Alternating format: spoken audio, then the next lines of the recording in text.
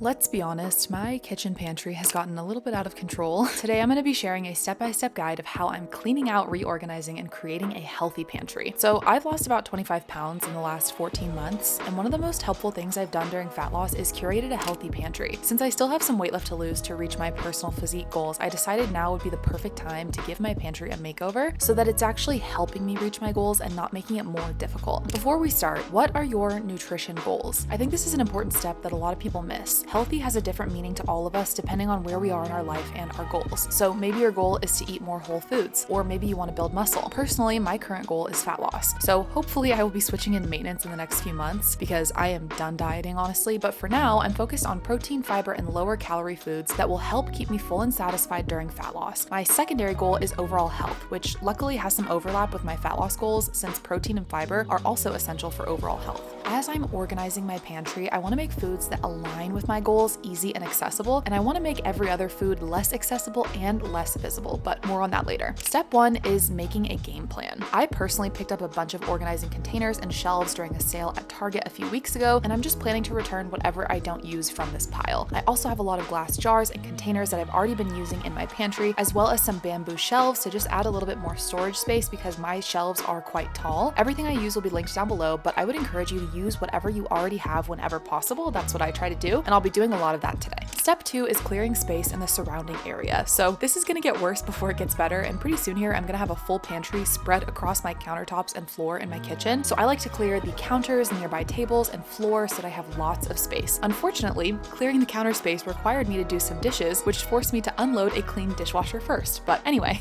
hopefully you don't have to do that.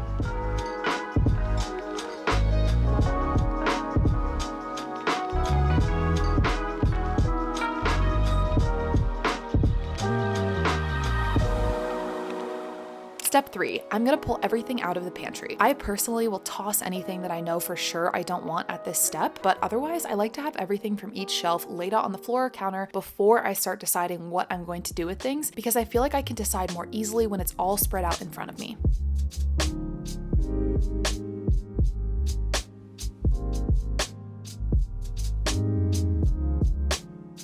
Step 4, I like to, while everything is out of the pantry, clean off all of the shelves. So I'll just take my hand vacuum to vacuum up all the crumbs and dust on each shelf, and then I like to use just a countertop cleaner to wipe everything down to have a nice clean slate.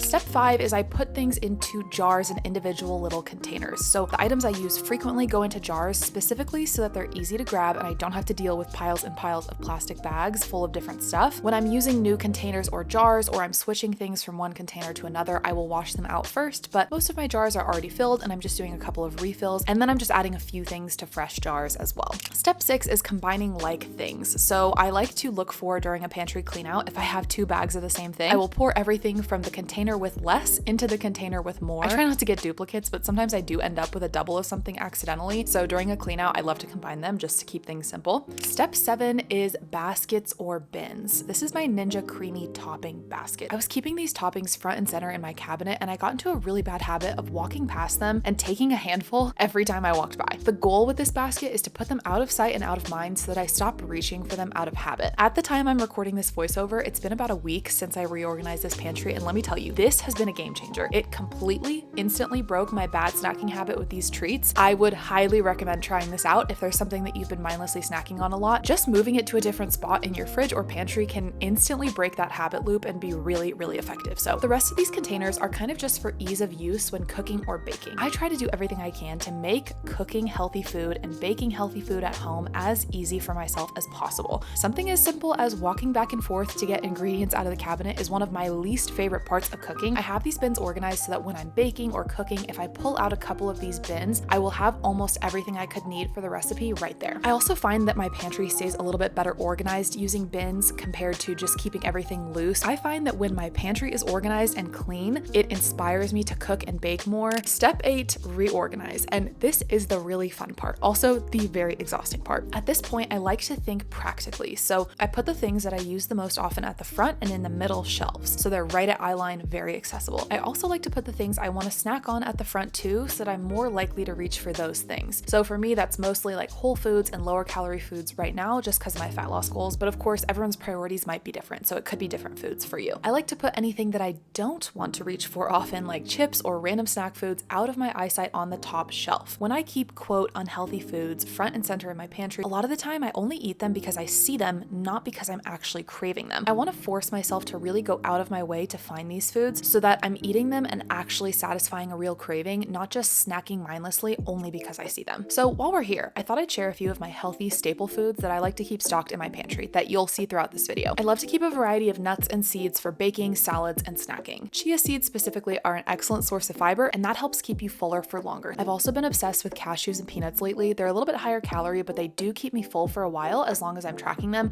I do love including them. I love adding almond butter and peanut butter in my smoothies or as a topping on my smoothie bowls. Same thing as the cashews and peanuts, they can be a little bit higher in calorie, but I'm just mindful about my portion sizes. I also have lots of dried fruit like figs, mango, and raisins, but my current obsession is dates. My tip though, buy them with pits. Pitted dates get so dry and sad. Once I started buying them with the pits in them rather than pitted, it's seriously changed my life. You have to try them. Rice, farro, and quinoa are all staples in my pantry. They're great grain options. I also like to keep a couple of high protein pastas on hand. Since I'm a vegetarian, this is an easy way for me to add some protein to my meal. And I love using oats in baking, overnight oats, oatmeal, or even just in protein balls. And oats are an excellent source of fiber, which is super important for gut health, overall health, and great to keep me fuller for longer during fat loss. I also have a lot of protein snacks right now. So right now I'm loving the Quest protein chips, the Legendary Foods Pop-Tart and cinnamon roll. And when I'm craving a bowl of cereal, I will usually have Catalina Crunch or Magic Spoon cereal. In my experience, one of the most important parts of making healthy food taste good is spices and sauces. Even just adding salt, pepper, and garlic powder to a tray bake of veggies and topping it with a drizzle of teriyaki sauce can really elevate a meal. So it doesn't have to be complicated, it can be simple, but I've found one of the most important things while eating healthy is making sure that the food is flavorful using seasonings and condiments. Step 9 is just to be thoughtful about what enters the pantry. I find personally the easiest way to make sure I can stick to my nutrition goals is to make sure the foods I keep in my house align with my goals. I don't like wasting my willpower trying not to eat unhealthy foods that I keep in the house. I just try to be locked in during my grocery trips, pick up healthy foods that align with my current goals, and then I can just cruise through the rest of the week after that. Honestly, organizing is the easy part, but keeping the pantry organized and keeping it stocked with nutritious foods that align with my health goals, that is going to be the hard part. But for me, it's about trying to take small steps in the right direction every time I can, not about being perfect. I hope you enjoyed this video. Thank you so much for watching. Make sure to subscribe if you'd like to see more from me. I post a new video every 3 days. I will see you next time.